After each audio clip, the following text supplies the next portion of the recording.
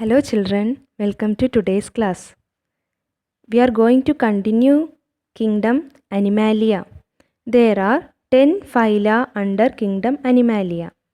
We already discussed about the first two phyla, which are phylum Porifera and phylum Cnidaria or phylum Coelenterata. Today we are going to study about the third phylum, which is phylum Platyhelminthes. The third phylum is Platyhelminthes. Some of the common examples of Platyhelminthes are Planaria, liver fluke, tapeworm. You can see here in bracket of Platyhelminthes it is written flatworms because the organisms under this Platyhelminthes are flattened. It will be very flat from dorsiventrally, from head to tail or from top to bottom. It will be flattened and this will be worms.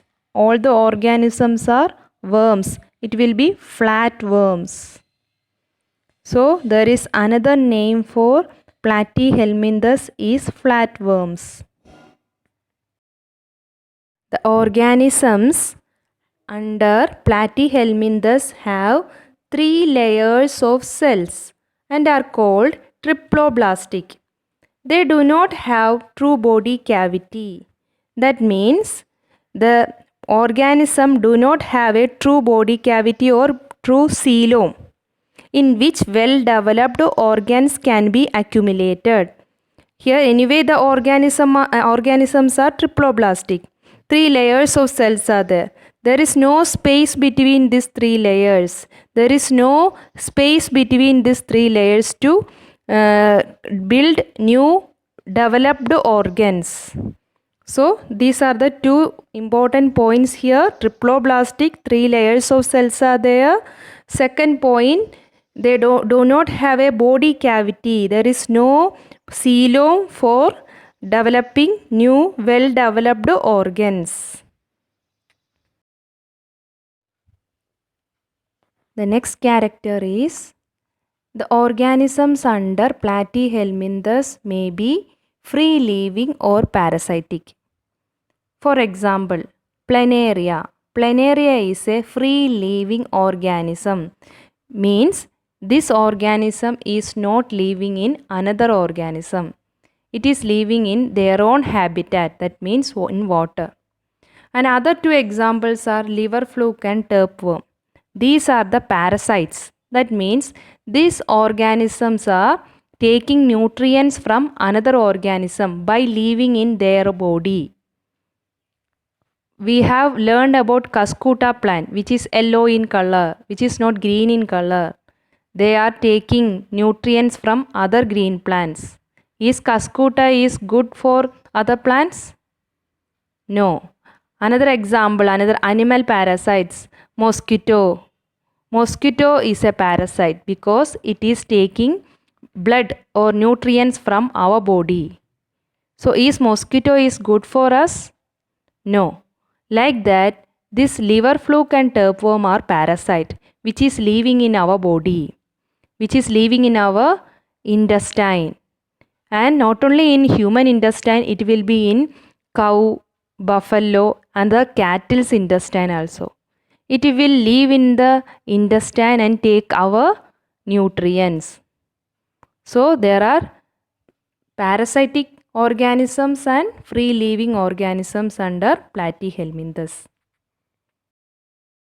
These organisms are bilaterally symmetrical. That means we can divide the organism into two equal halves. That means the left and right half of the body have the same design. This is free living organism Planaria.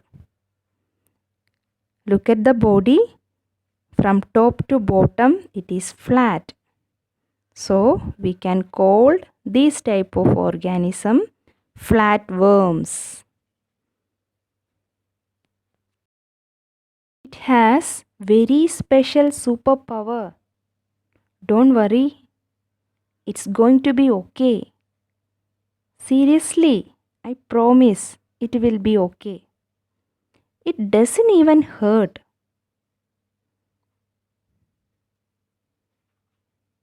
Headpiece of planaria. Middle piece.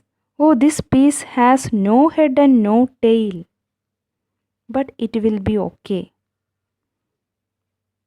When we see this under microscope overnight, the wound heals, goes it, start regenerating new tissue.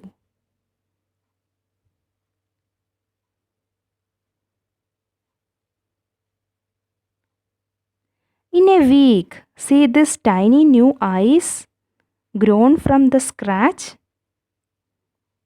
It is regenerating. It is producing new cells. By day 12, it looks like a proper planaria with new head and new tail.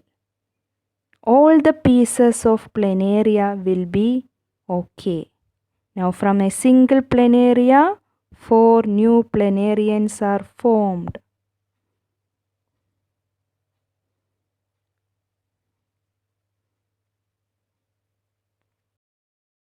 These planarians are the only organism that can regrow its head.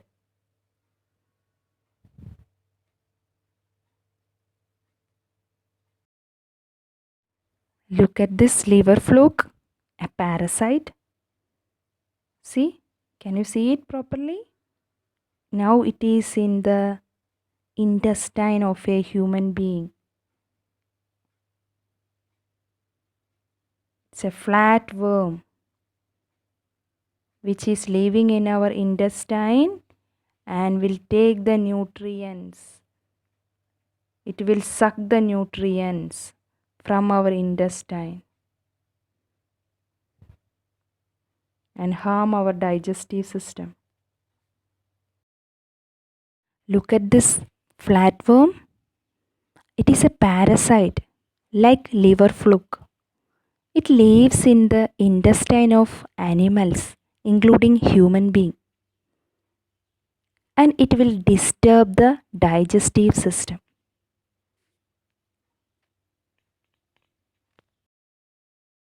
You may wonder, what is an intestinal parasite? Example for intestinal parasites are liver fluke and tapeworm, which are coming under phylum Platyhelminthes. A parasite is a small organism that gets inside of your body. These organisms may enter through contaminated water and food. Once inside, it can feed off what it finds within your body. Most often, these parasites enter your body through contaminated food or drinks. This is the diagram which is given in your textbook. The first example is planaria. There you can see branched gastrovascular cavity is labeled. Gastrovascular cavity is the organ for digestion and circulation. In the middle, it is labeled pharynx, mouth and anus. There will be only one opening. That opening will act as a mouth and anus. That means through that opening, this organism will suck the nutrients or take the nutrients, and after the process, chemical process or digestion process and all, the waste will be coming out through the same opening. So that will be act as mouth and anus. And the second example is liver fluke. There it is labeled acetabulum. Acetabulum is the organ to attach to the host.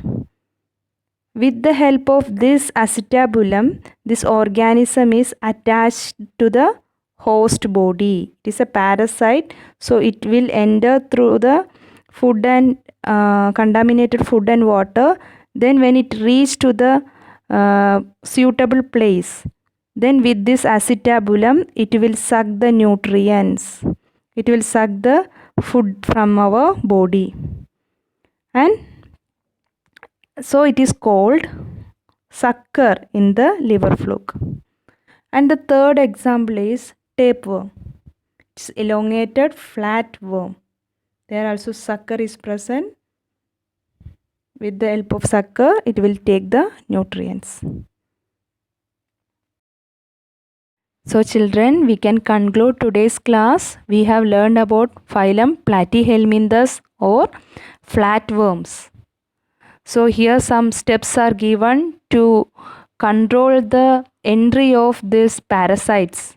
We know that this phylum Platyhelminthes contain free-living organism and parasites. So here some steps are given. You need to follow these steps and don't allow the parasites to enter our body. Not only that, these parasites are living in the intestine of other cattle like cow, goat, buffalo, etc. So if you are eating meat which is not cooked properly, there is a chance of having this parasite. So while eating that uncooked meat, the parasite may enter to our body and it will take place in our intestine. So the meat should be cooked properly, or the meat should be frozen for at least 12 hours. If it is in the 12 hours, it is in the low temperature, the parasite can die. So avoid eating food from outside. It may contain this type of worms and all.